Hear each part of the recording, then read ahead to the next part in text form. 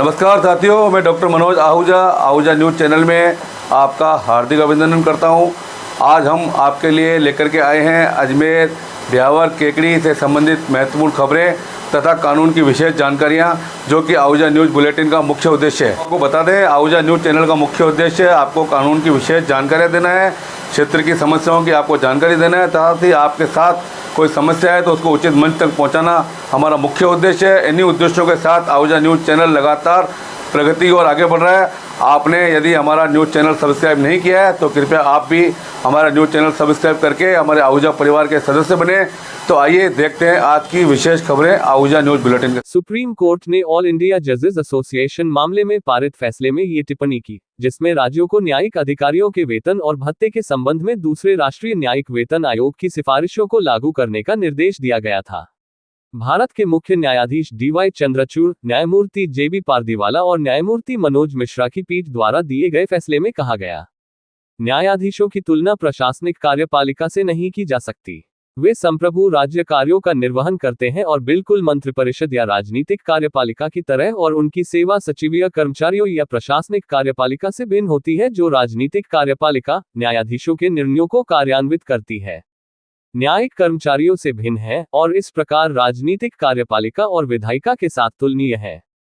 समतुल्यता की दलील को खारिज करते हुए फैसले में कहा गया, न्यायिक सेवा को राज्य के अन्य अधिकारियों की सेवा के साथ बराबर करना पूरी तरह से अनुचित होगा। सेवा के दौरान और बाद में लागू होने वाले कार्य, कर्तव्य, प्रतिबंध और प्रतिबंध न्यायिक सेवा के सदस्यों के लिए पूरी तरह से अलग है। इस संबंध में पीठ ने 19 मई 2023 को इसी मामले में पारित पहले के आदेश की टिप्पणियों पर भरोसा किया, जो इस प्रकार है। शक्तियों के पृथक्करण की मांग है कि न्यायपालिका के अधिकारियों को विधायी और कार्यकारी विंग के कर्मचारियों से अलग और अलग माना जाए। ये याद रखना चाहिए कि न्यायाधीश राज्य के कर्मचारी नहीं हैं, बल्कि सार्वजनिक कार्यालय के धारक हैं जो संप्रभु न्यायिक शक्ति का उपयोग करते हैं। इस अर्थ में उनकी तुलना केवल विधायिका के सदस्यों और कार्यपालिका के मंत्रियों से की जा सकती है। इस प्रकार न्यायिक शाखा के अधिकारियों के साथ विधायी शाखा और कार्यकारी शाखा के कर्मचारियों के बीच समानता का दावा नहीं किया जा सकता है।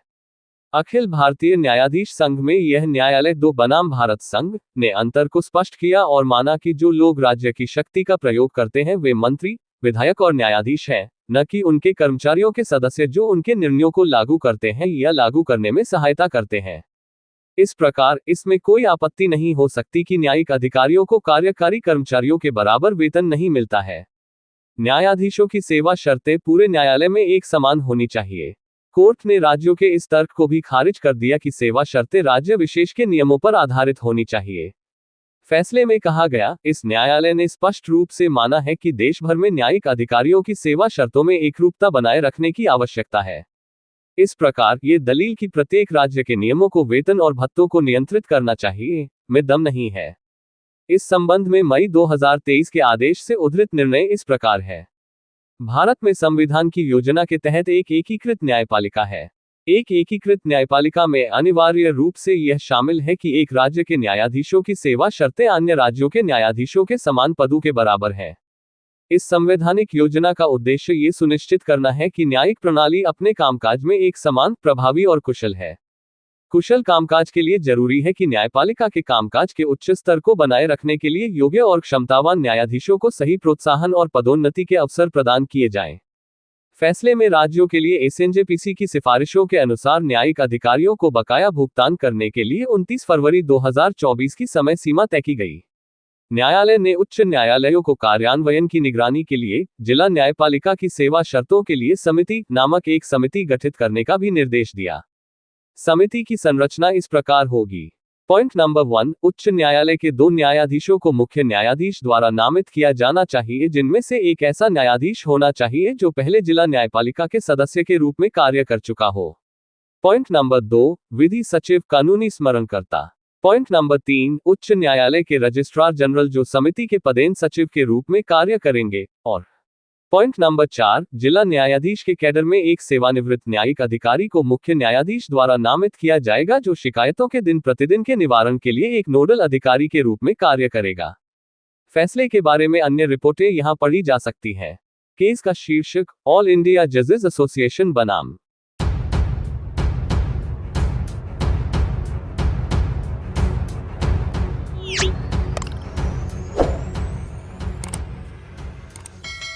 राजस्थान शिक्षक संघ राधाकृष्णन एवं राधाकृष्णन शिक्षिका सेवा के संयुक्त तत्वाधान में आज बाड़ी स्थित बड़ी माता गौशाला में विधानसभा अध्यक्ष वासुदेव देवनानी के जन्म दिवस के उपलक्ष्य में गायों को हरा चारा और गुड़ खिलाकर सेवा कार्य किया गया। उपशाखा अध्यक्ष विजय रासलोत ने बताया कि वर्षों से प्रदेशाध्यक्ष विजय सोनी की प्रेरणा से अजमेर उत्तर विधायक वासुदेव देवनानी के जन्मदिवस को राधाकृष्ण संघ एवं शिक्षिका सेना इसी प्रकार सेवा कार्यों के साथ संपूर्ण प्रदेश भर में मनाता आया है। आज इसी क्रम में उपशाखा विजयनगर ने भी विधानसभा अध्यक्ष वासुदेव देवनानी का जन्म दिवस सेवा कार्यक्रम मनाया। इस अवसर पर विजय रासलोत, टीकम मेवाड़ा, सतबीर टांक, जावेद देशवाली, ओम प्रकाश दिया, दिनेश कुमार सैनी, टीना शर्मा, सीमा बैरवा, कैलाश शर्मा, गीता शर्मा सहित शिक्षक शिक्षिकाएं उपस्थित रहे।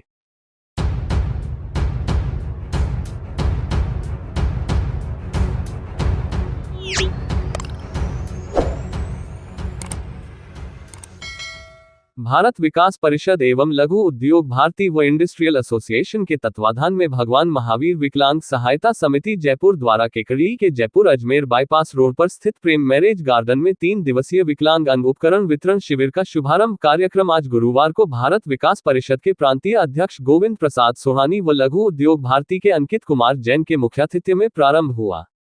कार्यक्रम केकड़ी शाखा के अध्यक्ष महेश मंत्री की अध्यक्षता में आयोजित किया गया। इस अवसर पर मुख्य अतिथि परिषद के प्रांतीय अध्यक्ष गोविंद प्रसाद सोडानी ने कहा कि विकलांग जनों की सेवा संगठन का मुख्य दायित्व है, जिसमें संगठन ऐसे सेवा कार्यों के लिए हमेशा तत्पर रहता है।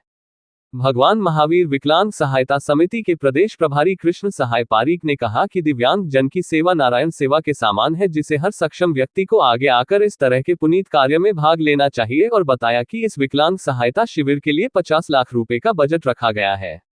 शिविर प्रभारी रामगोपाल सैनी ने बताया कि गुरुवार को शिविर के प्रथम दिन 50 ट्राईसाइकिल, 21 जोड़ी बैसाखी, 20 व्हील चेयर, 4 कृत्रिम हाथ, 10 कृत्रिम पैर व 30 कान की मशीन, श्रवण यंत्र आदि उपकरण जरूरतमंद विकलांगों को वितरित किए गए। भाविप सचिव दिनेश वैष्णव, लघु उद्योग भारती परिषद के अध्यक्ष अनिल मित्तल, अंकित जैन, रामस्वरूप नायक आदि ने भी विचार व्यक्त किया। कार्यक्रम के दौरान परिषद के भगवान माहेश्वरी, किशन प्रकाश सोनी, रवि मुनिया, पवन जैन, कैलाश जैन, रूपा, नंदकिशोर तिवारी, महावीर पारिक, लघु उद्योग भारती के पीयूष कुमार जैन, शंभू कुमार जैन रजिस्ट्रेशन में सराहनीय सेवाएं रही। विकलांग संघ के प्रदेश अध्यक्ष महावीर कांसोटिया, ओम प्रकाश माली, सुरेश तेली, महावीर साहू सहित कई लोग उपस्थित रहे।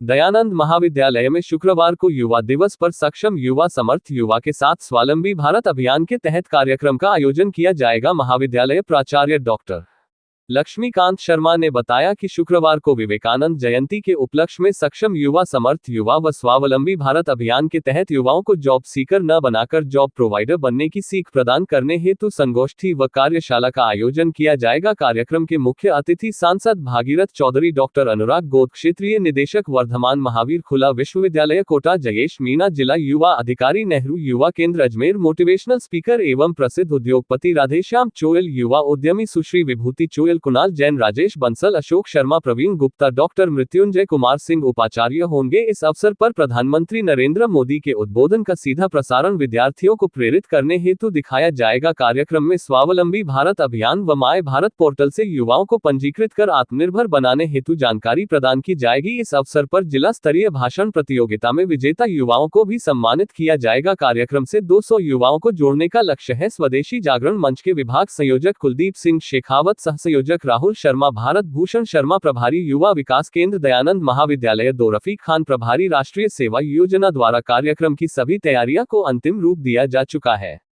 स्टार्टअप के माध्यम से सफल हुए युवा उद्यमी विद्यार्थियों को देंगे रोजगार प्रदान करने की सीख।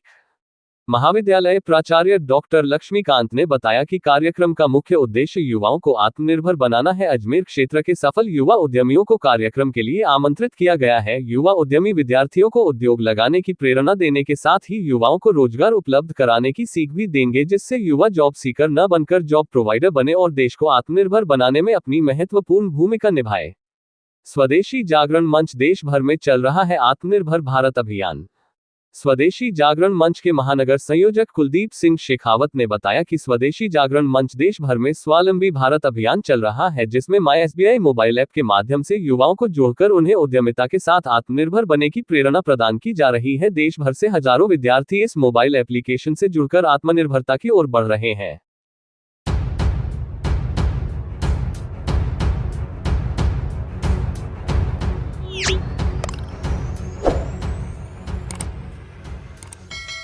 विश्व हिंदी दिवस या विश्व हिंदी दिवस हर साल 10 जनवरी को मनाया जाता है।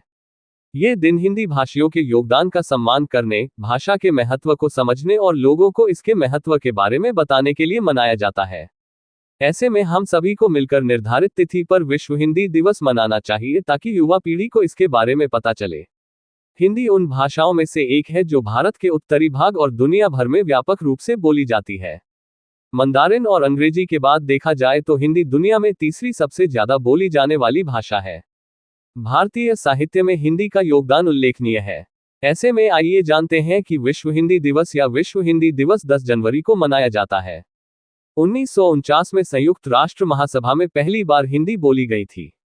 2006 में देश के तत्कालीन प्रधानमंत्री डॉक्टर मनमोहन सिंह ने पहला विश्व हिंदी दिवस मनाया था। तभी से 10 जनवरी को विश्व हिंदी दिवस या विश्व हिंदी दिवस मनाया जाने लगा। ऐसे में आपको भी इस तिथि को याद रखना चाहिए। यदि आप जागरूकता पैदा करना चाहते हैं और युवा पीढ़ी को भाषा के बारे में अधिक जानकारी देना चाहते हैं तो इस दिन को मनाना महत्वपूर्ण है।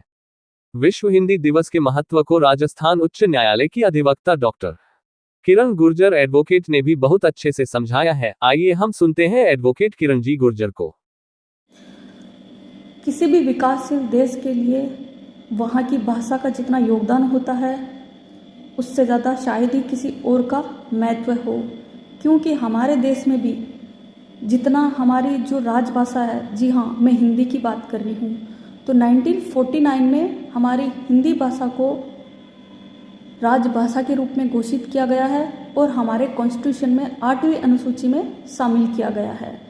क्योंकि हमारे भारत देश में अलग अलग भाषाएं होने के बावजूद, अलग अलग जातियां होने के बावजूद आज भारत देश जितना विकसित है वो हमारी भाषा के कारण था। तो उसे राजभाषा इसीलिए घोषित किया गया कि पूरे भारत देश में अलग अलग भाषाएं होने के कारण, स्थानीय लैंग्वेज होने के कारण लोग एकमात्र भाषा समझते थे हिंदी।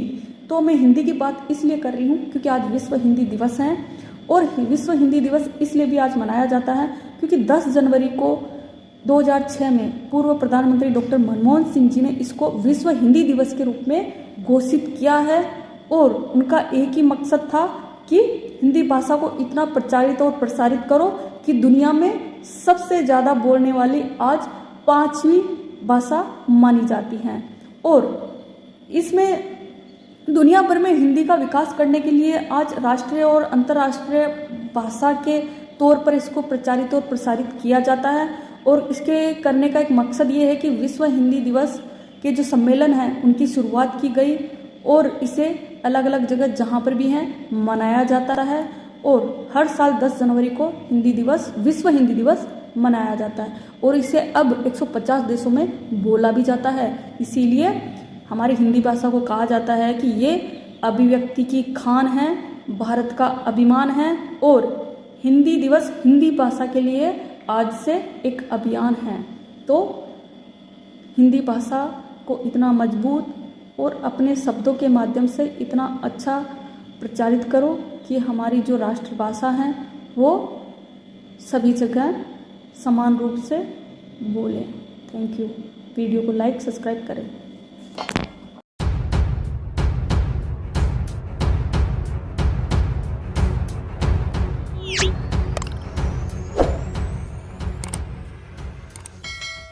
जिला कलेक्टर श्वेता चौहान ने भिनाई उपखंड पर आयोजित जनसुनवाई कार्यक्रम का किया अवलोकन। राज्य सरकार द्वारा आमजन की परिवेदनाओं के समाधान के लिए संचालित हो रही त्रिस्तरीय जनसुनवाई कार्यक्रम के तहत माह के द्वितीय गुरुवार को जिले के समस्त उपखंड स्तर पर उपखंड स्तरीय जनसुनवाई का कार्यक्रम आयोजित हुआ, जिसमें परिवादियों ने सामाजिक पेंशन, नरेगा, पानी, बिजली, अतिक्रमण व सड़क से जुड़ी समस्याएं रखी। कलेक्टर श्वेता चौहान ने उपखंड भिनाई में पंचायत समिति KVC कक्ष में आयोजित हुई जनसुनवाई का अवलोकन किया। उन्होंने जनसुनवाई के दौरान लोगों की धैर्य के साथ परिवेदनाएं भी सुनी एवं अधिकारियों को निर्देश दिए कि वे उपखंड स्तर पर आयोजित हो रही जनसुनवाई को और अधिक प्रभावी बनाएं। उन्होंने उपखंड स्तरीय जनसुनवाई का अधिक से अधिक लोग लाभ लें एवं अपनी समस्याओं को रखें, इसके लिए ग्राम विकास अधिकारियों एवं पटवारियों के माध्यम से पूर्व में ही प्रचार प्रसार कराएं ताकि लोग उपखंड स्तर की जनसुनवाई में अपनी समस्याओं को रख सके। उन्होंने अधिकारियों को निर्देश दिए कि उपखंड स्तर की जनसुनवाई में जो भी परिवेदनाएं दी है जो उनके स्तर से समाधान योग्य है, उनका निस्तारण कर परिवादी को राहत दे ताकि जनसुनवाई के प्रति लोगों का और अधिक रुझान बढ़े। भिनाय उपखंड स्तर पर आयोजित जनसुनवाई के दौरान 26 प्रकरण प्राप्त हुए, जिनमें से 3 का मौके पर ही निस्तारण किया गया। इसमें 2 प्रकरण सामाजिक पेंशन के तथा एक नरेगा में रोजगार जॉब कार्ड से संबंधित का मौके पर ही निस्तारण किया गया। जनसुनवाई कार्यक्रम के दौरान उपखंड अधिकारी श्री रवि वर्मा, नायब तहसीलदार बद्री प्रसाद, प्रोग्रामर कैलाश चंद, ACBEO भंवर लाल जाट, मुकेश शर्मा, सहायक प्रोग्रामर विकास अधिकारी नरेंद्र गौड़ के साथ ही अन्य ब्लॉक स्तरीय अधिकारी उपस्थित रहे। उन्होंने लोगों की परिवेदनाएं सुनी व यथासंभव समाधान करने का विश्वास दिलाया।